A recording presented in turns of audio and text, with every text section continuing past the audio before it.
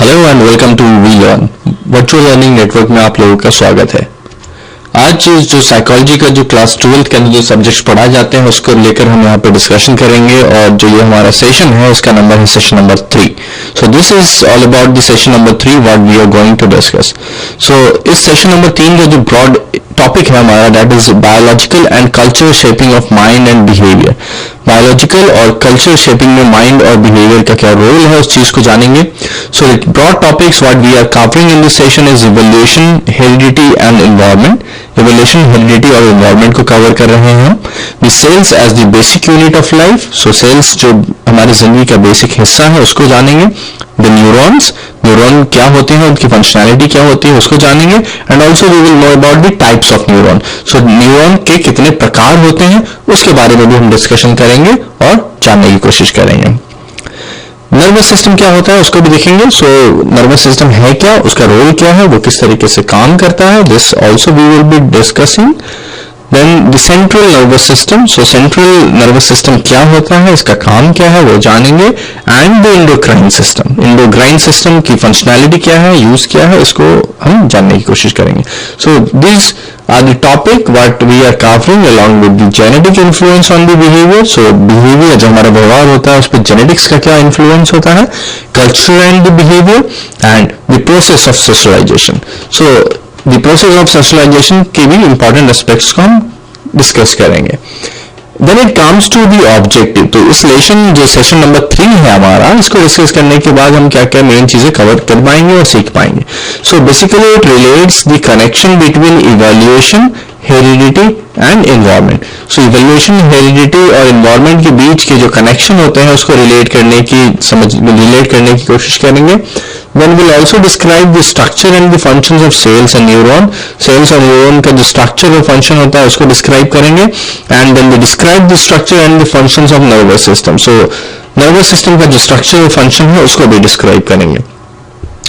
We also describe the specific areas of the brain and the related control of the behavior. So brain के जो related control होते हैं, जो behavior को control करते हैं और जो उनके specific areas होते हैं उसको describe करेंगे।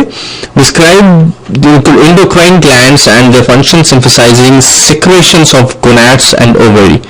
So endocrine gland को भी describe करेंगे, उसके functions को भी emphasize करने की कोशिश करेंगे, जिसका असर जो secretion होता है, secretion of gonads and ovary पे होता है उसको भी एक्सप्लेन करेंगे। And also the explains transmission of heredity characteristics. So heredity के जो कैरेक्टरिस्टिक्स होते हैं उनका ट्रांसमिशन कैसे होता है वो भी हम एक्सप्लेन करेंगे। So describe the relationship between the culture and the gender. So culture और जेंडर रोल के बीच में जो रिश्ता है, जो रिलेशनशिप है उसको भी डिस्क्राइब करेंगे। Understand the nature of socialisation and actualisation process, focus on behaviour in terms of gender identify. So understand करेंगे, हम समझेंगे सोशलाइजेशन के नेचर को और एक्चुअलाइजेशन प्रोसेस को भी, जो फोकस करता है हमारे बिहेवियर को इन terms of gender identity. Now when it comes to evaluation, heredity and environment. So evaluation क्या है, heredity क्या है और environment क्या है, इस पे जब बात आती है, so then we will be discussing about organisms existing today are outcomes of the process of evaluation. So evaluation की बात यहाँ पर अगर हम सबसे पहले करें, so evaluation का मतलब है जो organism exist करता है आज के समय पर, that are the outcome of the process of evaluation. So जो इवोल्यूशन का जो आउटकम होता है प्रोसेस का, उसको हम organism existing today, right. Then the idea of evolution was given by Charles Darwin. So जो इवोल्यूशन का जो आइडिया दिया गया था वो चार्ल्स डार्विन ने दिया था। And the adaptation to environment is central to the process of evolution. Behaviors that enable an organism to survive are retained and others extinguished natural selection. So जो behavior होता है उसको enable किया जाता है, organism को जिस हिस्से को वो enable करता है, this is basically to survive and retain the other extinguished and natural selection. Bipedalism is the ability to walk upright. Upright walk करने की जो ability होती है उसको हम bipedalism कहते हैं। Encephalization indicates increase in brain size and proportion of specialized brain tissues. So जो encephalization होता है वो indicate करता है कि आपके brain size में कितनी बढ़ोतरी हुई है और जो proportion होता है specialized brain tissue का उसमें क्या changes हुआ और कितनी बढ़ोतरी हुई है। And the development of language, यानी लैंग्वेज की डेवलपमेंट किस प्रकार हुई है इसके बारे में भी हम डिस्कस करते हैं। हेरिडिटी जो दूसरी चीज है इवोल्यूशन के बाद, it refers to the genetic endowment that a human body inherits from her parent. यानी हेरिडिटी एक ऐसी चीज है जो इस चीज को रिप्रेजेंट करती है जो जेनेटिक इश्यूज होते हैं, यानी जो चीज हम पेरेंट्स से अपने अंदर लेकर आते हैं, राइट, मदर फादर से। सो चीज हमारे पेरेंट्स से हमारे बॉडी के अंदर इनहेरेंट हुई है, उसको हम जीन्स कहते हैं, जेनेटिक्स इश्यूज कहते हैं, और इसी चीज से हम हेरिडिटी को रिप्रेजेंट भी करते हैं। Environment includes the physical and the social environment in which a person lives and grows. Environment के अंदर हम इंक्लूड करते हैं फिजिकल और सोशल दोनों प्रकार के environment को। एक ऐसा environment जिसके अंदर हम इंसान, जो पर्सन, जो लोग होते हैं, वो रहते भी हैं और ग्रो भी करते हैं। जो सेल्स होते हैं हमारी बॉडी के अंदर, cells as the basic unit of life, जो हमारी जिंदगी का बहुत महत्वपूर्ण हिस्सा होते हैं। हमारा जो शरीर है, जो ह्यूमन बॉडी है, वो पूरे का पूरे सेल्स से ही बना है। सेल्स के मिश्रण से मिलकर ही हमारा ह्यूमन बॉडी का डेवलपमेंट हुआ है। So that is why we call as the our body is made up of cells. Cell is the smallest unit in the human body, like bricks. जिस तरीके से एक मकान बनता है, उसके अंदर जो छोटी छोटी ईंट लगती है, उससे ही एक मकान बन पाता है, जो सबसे छोटा चीज होता है एक मकान के अंदर। उसी प्रकार ह्यूमन बॉडी की जो डेवलपमेंट हुई है, विकास हुआ है। सो ह्यूमन बॉडी के अंदर जो सबसे स्मॉलेस्ट यूनिट होता है वो सेल होता है उसका। All cells contains a fluid called cytoplasm and nucleus and are enclosed in a cell membrane. जितने भी सेल होते हैं, सेल्स होते हैं हमारे बॉडी के अंदर, हर सेल्स के अंदर एक प्रकार का एक फ्लूइड होता है। हर सेल्स एक फ्लूइड कंटेन करता है। उस फ्लूइड को हम साइटोप्लाज्म कहते हैं और न्यूक्लियस कहते हैं। और ये जो साइटोप्लाज्म है और जो न्यूक्लियस है are enclose in the cell membrane, cell membrane के अंदर इनक्लोज होता है। The life of all human beings is based upon the working of the cell, यानी हमारी बॉडी के पूरे शरीर के अंदर जो सेल्स हैं, वो सेल्स कितने एक्टिव हैं, कितने स्वस्थ हैं और किस प्रकार अच्छे से एक्टिव होकर काम कर रहे हैं, इसके ऊपर ही हमारे जो ह्यूमन बींग्स है, जो इंसान है, उसका जीवन निर्भर करता है कि कितने बेहतर तरीके से हमारी बॉडी के जो सेल्स हैं वो काम कर रहे हैं। अब बात अगर करें हम न्यूरॉन की, सो न्यूरॉन जो चीज है, this is basically a cells that compose nervous system are known as neurons, right. So cells that compose nervous system, इसका मतलब है वो सेल्स जो नर्वस सिस्टम को कंपोज करते हैं उनको हम न्यूरॉन्स कहते हैं। And neurons transmit information from one location to another, यानी न्यूरॉन्स ही वो चीज है जो एक जगह से दूसरी जगह तक कोई भी जानकारी को ट्रांसमिट करती है यानी पहुंचाती है। Neurons also store information and lead to behaviour. Neurons ही वो चीज है जो किसी भी जानकारी या सूचना को स्टोर करता है और उसका असर सीधा के सीधा हमारे व्यवहार यानी बिहेवियर पर पड़ता है। So neuron plays a very important role. Neuron जो होता है वो सेल्स को कंपोज करके बनता है। न्यूरॉन्स ही वो है जो एक लोकेशन से दूसरे लोकेशन तक इंफॉर्मेशन को पहुंचाता है, और न्यूरॉन्स ही वो है जो इंफॉर्मेशन को स्टोर करके ह्यूमन बिहेवियर को लीड करता है। Fine, so neurons plays a very important role in human being. There are three main structure of a neuron. Neuron के तीन मेन स्ट्रक्चर होते हैं। पहला soma, the cell body. Second one is dendrites, जिसको हम branches कहते हैं। Third one is exons, जिसको हम फाइबर कहते हैं। So cell body, branches and the fibre, ये तीन मेन स्ट्रक्चर होते हैं किसी न किसी न्यूरॉन का। Then the nerve impulse, these are the electric impulses that travel from one neuron to another and carry information. So वैसे न्यूरॉन जो इलेक्ट्रिक इंपल्सेस की तरह काम करते हैं और एक जगह से दूसरी जगह तक ट्रैवल करते हैं, यानी एक न्यूरॉन से सूचना लेकर दूसरे न्यूरॉन तक सूचना पहुंचाने का, यानी कि जब वो इंफॉर्मेशन कैरी करते हैं एक न्यूरॉन से दूसरे न्यूरॉन तक, सो इसको इलेक्ट्रिक इंपल्सेस कहते हैं और ओवरऑल इसको नर्व इंपल्स कहते हैं।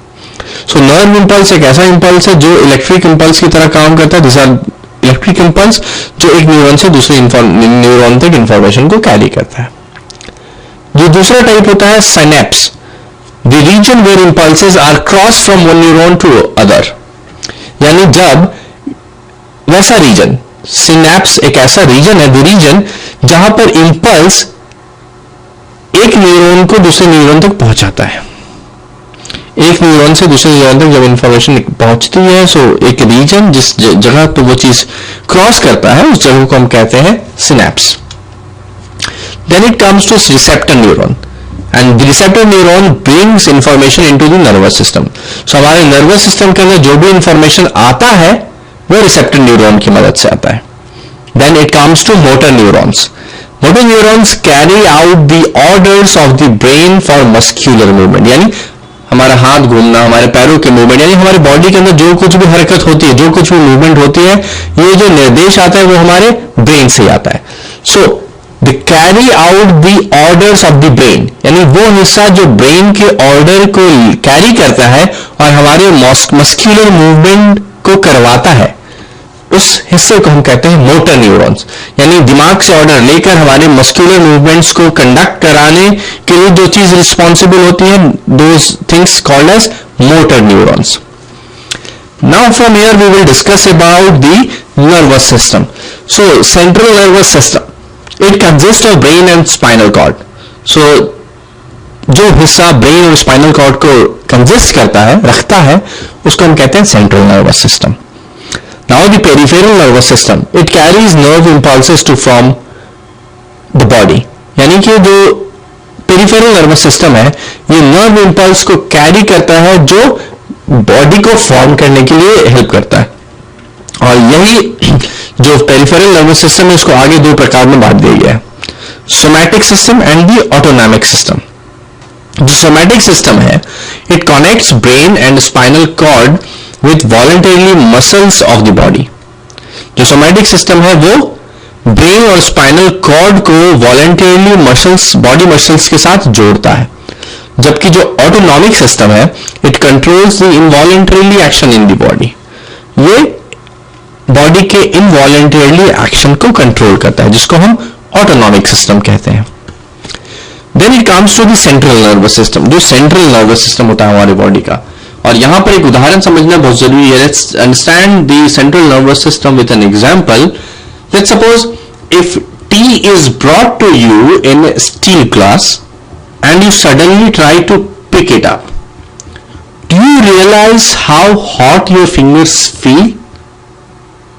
And I guess of course we can. यानी कि अगर एक चाय का प्याला आपकी तरफ एक स्टील के गिलास में लेकर आया गया और सडनली आपने उस चाय के प्याले को उठाने की कोशिश की और एकाएक आपने रियलाइज किया कि नहीं, आपकी उंगलियां जल रही हैं क्योंकि आपने गर्म स्टील के कप को उठाया है. सो आप उस टाइम पे कैसा महसूस करें?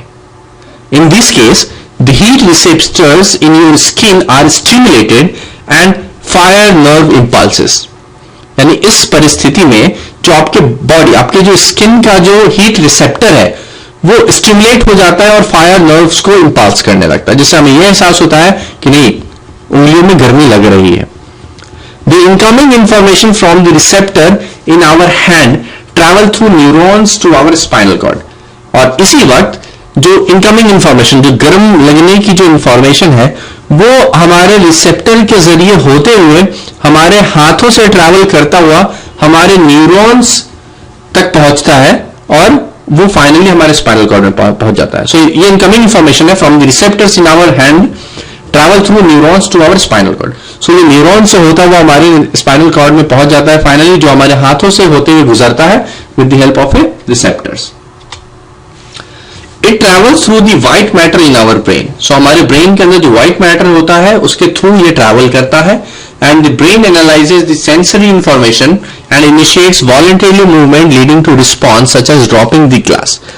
So इस परिस्थिति में जो ब्रेन है वो एनालाइज करता है हमारे सेंसरी इंफॉर्मेशन को और इनिशिएट करता है वॉलंटरली मूवमेंट को, which further leads to response such as dropping the glass, यानी ग्लास गिरने के रिस्पॉन्स को. The brain, it is primary part of the CNS and it has three parts. जो ब्रेन है उसके वो आमतौर पे जो प्राइमरी पार्ट होता है वो सीएनएस होता है और इसके तीन हिस्से होते हैं सीएनएस के, सेरेब्रम, सेरेब्लम और ब्रेन स्टीम.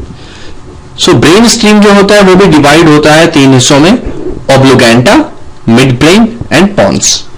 सो जो ब्रॉडली जो ब्रेन का जो सीएनएस का जो स्ट्रक्चर है, it is divided into three parts, cerebrum, cerebellum and brain steam. And further the brain steam is also divided into three parts, oblongata, midbrain and pons. बात करते हैं सेरेब्रल कॉर्टेक्स की। सो cerebral cortex के accordingly जो हमारा central nervous system है यानी जो हमारा ब्रेन है वो दो हिस्सों में बटा हुआ है। One is called as the left hemisphere and another one is called as the right hemisphere. Left hemisphere यानी बायां दिमाग और दाहिना दिमाग। लेफ्ट हेमिस्फीयर को लेफ्ट दिमाग कहते हैं और राइट हेमिस्फीयर को राइट ब्रेन कहते हैं। सो सेरेब्रल कॉर्टेक्स के हिसाब से जो लेफ्ट ब्रेन होता है वो रिस्पॉन्सिबल होता है ह्यूमन बॉडी के राइट पार्ट को कंट्रोल करने के लिए, और लेफ्ट ब्रेन का काम लॉजिकल थिंकिंग के लिए भी यूज किया जाता है। जबकि जो राइट हेमिस्फीयर है इसका उपयोग हम करते हैं left part of the body को कंट्रोल करने के लिए, और साथ में ये क्रिएटिव थॉट प्रोसेस के लिए भी रिस्पॉन्सिबल होता है। Then the lobes of the cerebral cortex act as a frontal, occipital, parietal और temporal. Then the comes to endocrine system. So hormones are chemical secreted directly in our blood stream. So hormones जो होते हैं वो chemical secreted होते हैं और directly हमारे blood के अंदर स्टीम करते हैं। This system is a collection of ductless glands and they control various body functions. जो system है इसका it collects the ductless glands को collect करता है और हमारे बहुत अलग अलग body functions को control भी करता है। कुछ मेजर ग्लैंड्स भी होते हैं हमारी बॉडी के अंदर, जिसमें से कहते हैं एक पिट्यूटरी ग्लैंड है, थायराइड ग्लैंड है और एड्रेनल ग्लैंड है। सो ये जो तीन मेजर ग्लैंड होते हैं हमारी बॉडी के अंदर।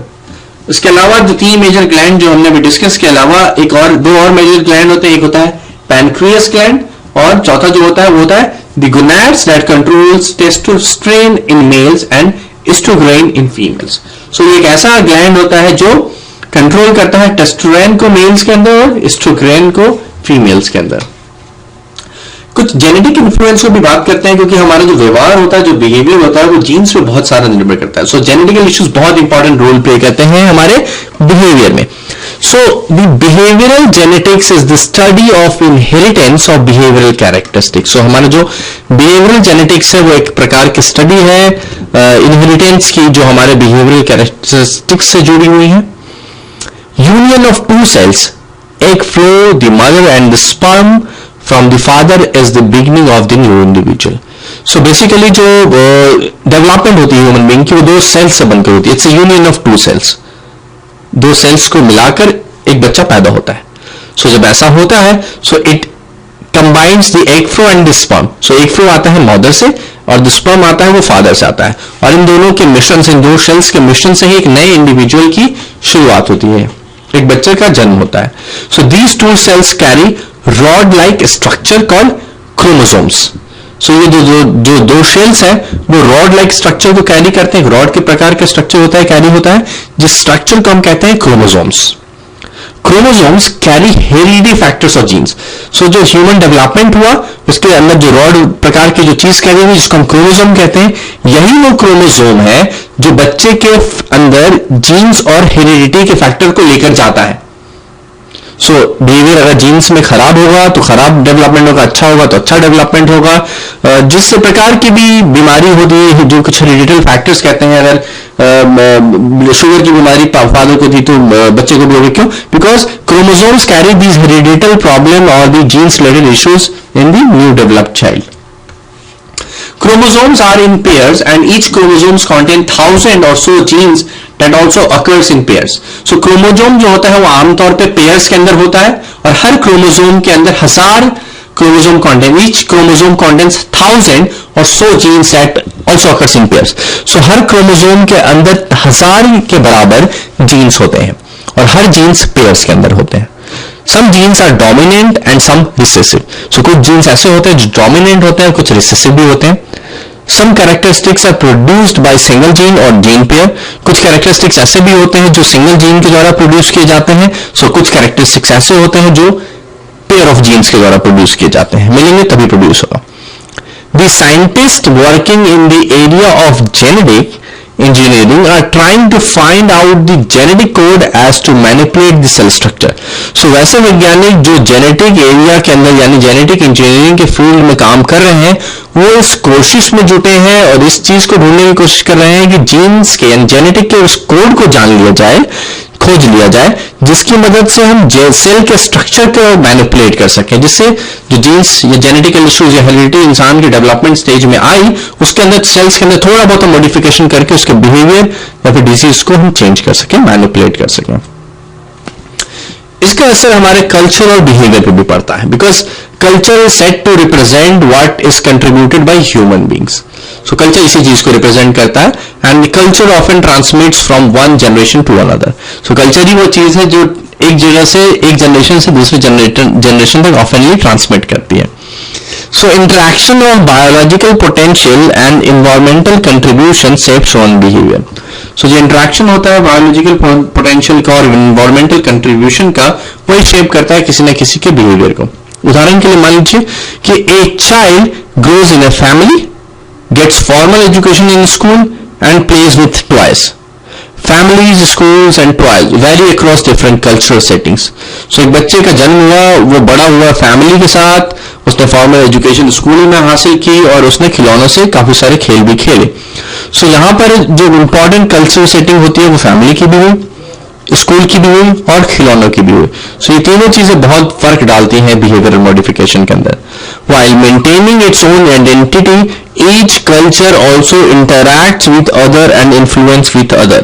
So हर कल्चर की अपनी एक ओन आइडेंटिटी होती है जिसको वो मेंटेन भी करता है, लेकिन हर कल्चर कहीं ना कहीं इंटरेक्ट करता है एक दूसरे से, इन्फ्लुएंस होता है एक दूसरे से, जिसको फैमिली एजुकेशन और टॉयज के एग्जाम्पल के जरिए भी समझा जा सकता है.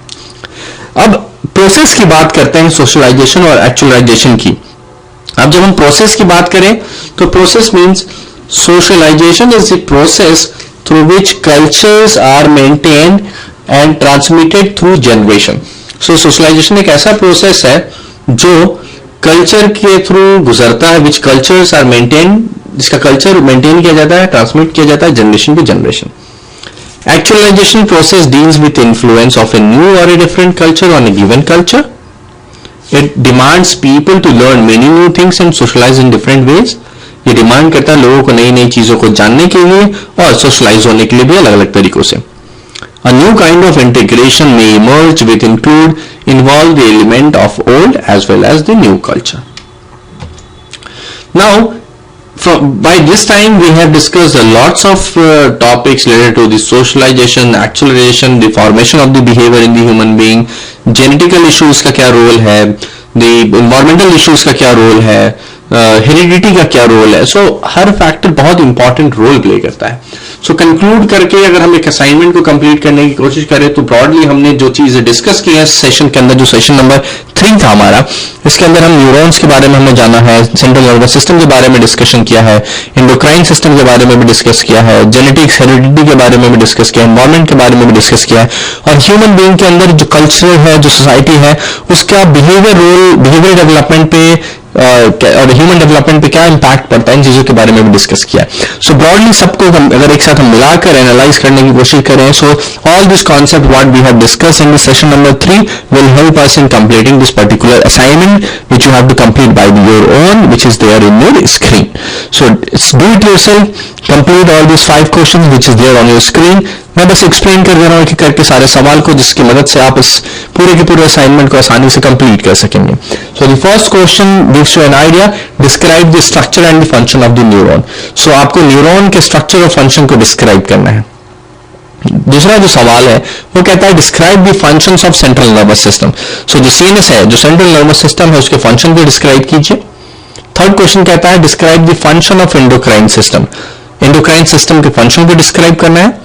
जो फोर्थ क्वेश्चन है वो कहता है how are the behavioural characteristics transmitted from parent to their children. किस प्रकार बिहेवियरल कैरेक्टरिस्टिक्स अपने पेरेंट्स से बच्चों तक में ट्रांसमिट करता है, इसको बताना है, समझाना है. And the fifth question is using examples describe the role of culture in shaping human behaviour. यानी उदाहरणों का प्रयोग करके आपको कल्चर के रोल को बताना है कि किस प्रकार कल्चर ह्यूमन बिहेवियर को शेप करता है. सो ये 5 सवाल है जिसको असाइनमेंट के रूप में पूरा करना है, और जो आप उन चीजों की मदद से कर सकते हैं जिसको हमने सेशन नंबर 3 के अंदर डिस्कस किया है. So from here, this is the end of the session number 3. I hope you enjoyed the session, and please do complete this assignment by your own experiences and knowledge. Fine. So this is the end of the session number 3. Thank you for joining the session. Have a nice day. Thank you.